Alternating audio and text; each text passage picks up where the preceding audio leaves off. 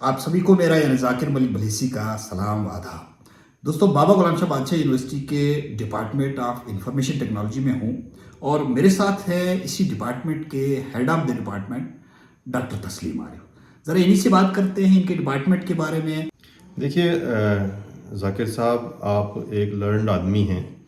आप इस चीज़ को बखूबी जानते हैं कि जिस फोरम पे, जिस मीडिया के तहत हम लोगों से मुखातिब हैं, बात कर पा रहे हैं, वो बेसिकली इंफॉर्मेशन टेक्नोलॉजी की ही देन है। अगर इंफॉर्मेशन टेक्नोलॉजी नहीं होती तो शायद हम इस तरीके से अगर यहाँ पे जो बात करते भी हैं वो इतने लोगों तक नहीं पहुँच पाती जी। तो इंफॉर्मेशन टेक्नोलॉजी ने कम्प्लीटली जो कम्युनिकेशन है उसको रिवोल्यूशनाइज कर दिया है हर तरीके से। सही। आज हम जिस हक के साथ ये कह पाते हैं कि दुनिया एक ग्लोबल विलेज बन गया है, सही। तो वो तो इंफॉर्मेशन टेक्नोलॉजी की ही देन है।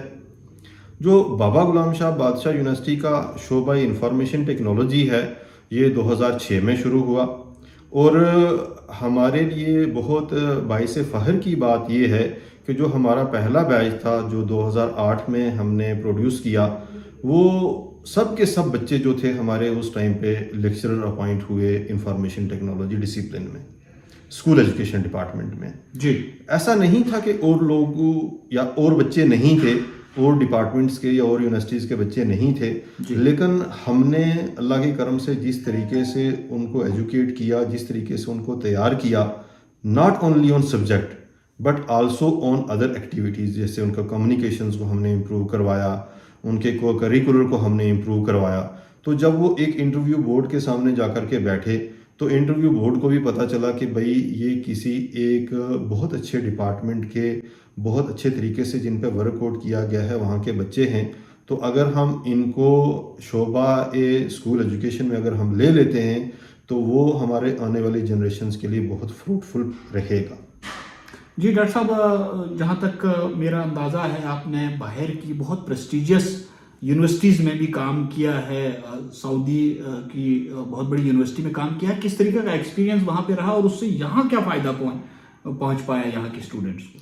देखिए, इंडिया का बहुत बड़ा रोल है information technology being a producer, लेकिन मैं कहीं ना कहीं जब सऊदी अरेबिया में अल्लाह के करम से मुझे मौका मिला, वहाँ पे यूनिवर्सिटी में मैंने एज एकेडमिक कोऑर्डिनेटर काम किया, तो मैंने देखा कि हम लोग कंज्यूमर ऑफ टेक्नोलॉजी की जहाँ तक बात करें वहाँ पे काफ़ी हम पीछे हैं।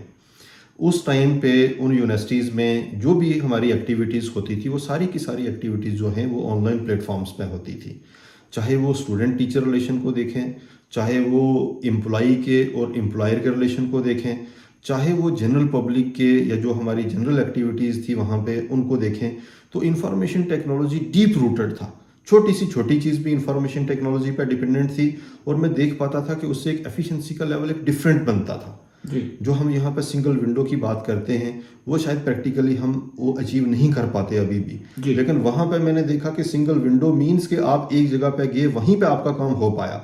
तो इस वजह से हो पाया क्योंकि उन्होंने उन सिस्टम्स को, जो कि शायद हमारे ही डेवलपर्स ने डेवलप किए होंगे, लेकिन उनको इम्प्लीमेंट किया हुआ है बहुत ग्रास रूट लेवल पे, ताकि एक स्टूडेंट को, एक टीचर को, एक एम्प्लॉय को या एक जनरल पब्लिक का भी जो बंदा है उसको किसी भी किस्म की परेशानी ना आए, किसी भी किस्म का बैरियर जो है वो ना रहे। तो मेरी तो ये दुआ है और मैं चाहता हूँ कि किसी ना किसी तरीके से वो चीज़ें हमारे इन सेटअप्स में जो हैं वो भी आ जाएं, ताकि हम भी कहें कि हमारे सिस्टम जो है वो बहुत एफिशिएंट हो गए हैं।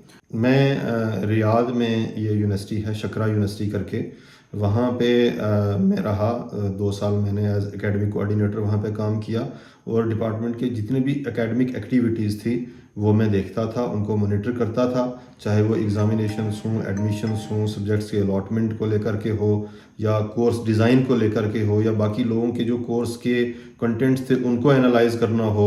फिर मैं उसके कॉलेज काउंसिल में भी रहा, डिपार्टमेंट की काउंसिल में भी रहा, तो मुझे बहुत अच्छा लगा वहाँ पे कि जो इंडिपेंडेंट सेटअप वहाँ पे उन लोगों ने बना करके रखा है। आप एक डेवलप्ड कंट्री में जाते हैं तो आपको इस चीज़ का एक्सपीरियंस होता है कि मतलब लाइफ कितनी आसान है। डॉक्टर साहब, क्या स्कोप है इस डिपार्टमेंट का, क्यों पढ़ेंगे लोग इसको?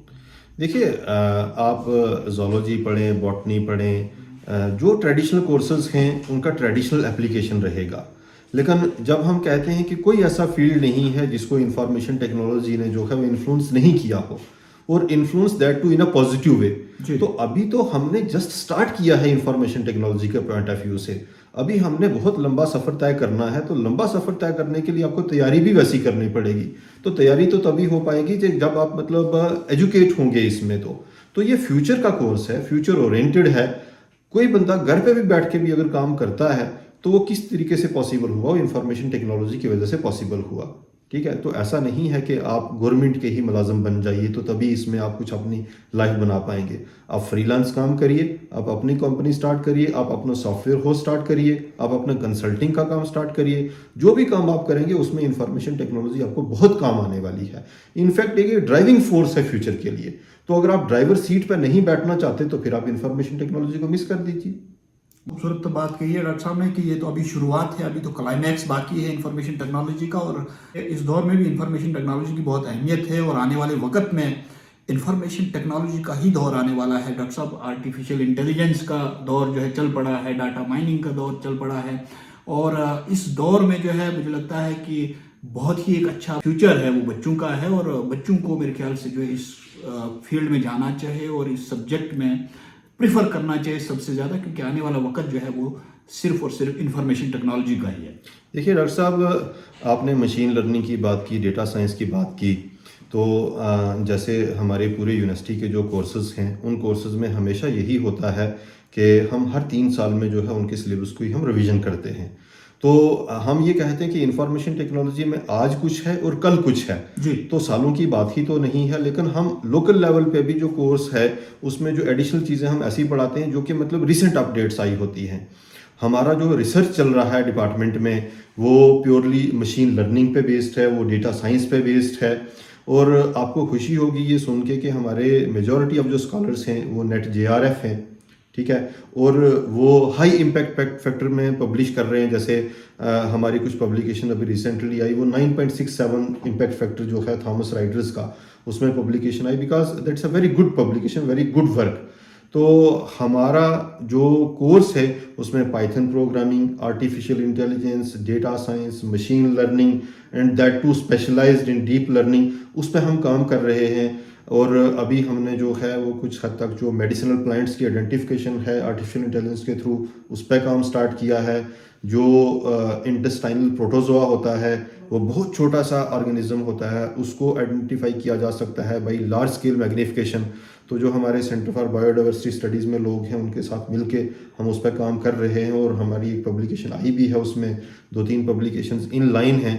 तो हमने अपना दिमाग, अपनी आंखें, अपने कान जो है कम्प्लीटली खोल के रखे हैं कि इंफॉर्मेशन टेक्नोलॉजी में क्या एडवांसेस होने जा रहे हैं और इमीडिएटली हम उनको ब्रेस करने की कोशिश करते हैं और एम्ब्रेस करके हम उनको जो है वो अपने सेटअप में, क्लासरूम में, अपने रिसर्च में, अपने डिपार्टमेंट में, अपने कोर्सेज में वो लेकर के आते हैं।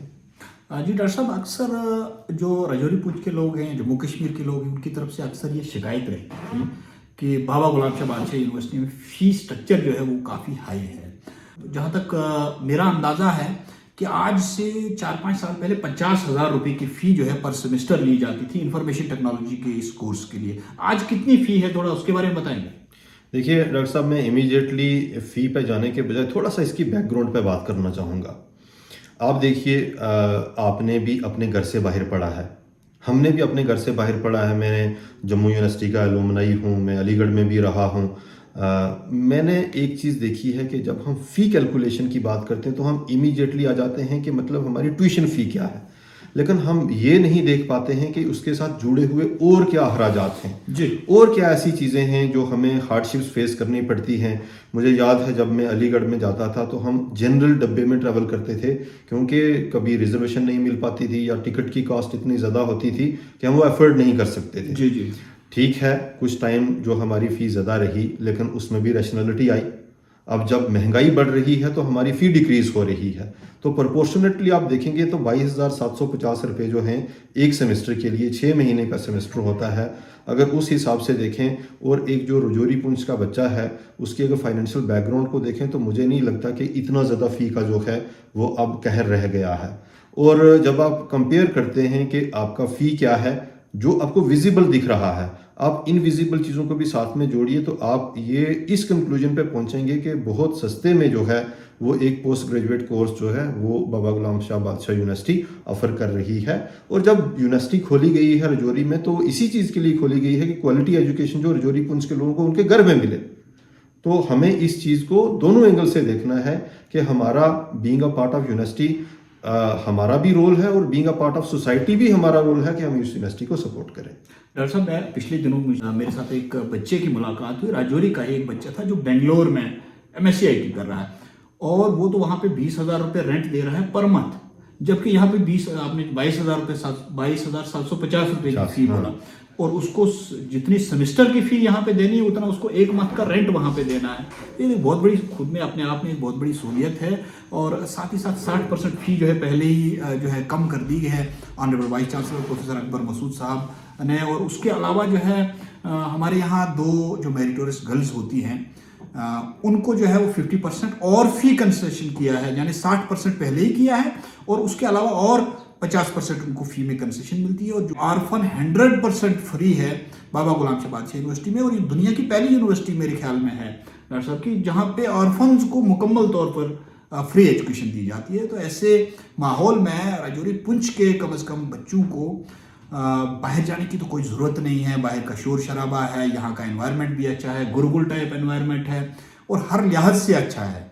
तो अपने इलाके की इनकी यूनिवर्सिटी है जिसकी डेवलपमेंट के लिए उनको भी आगे आना चाहिए, उनको भी साथ देना चाहिए और फौरी तौर पर जो हमारे वेबसाइट www.bghbu.ac.in पर जाना चाहिए और वहाँ पे अपना फॉर्म जो है वो 30 जून से पहले दाखिल करना चाहिए। बहुत बहुत शुक्रिया। अस्सलामु अलैकुम।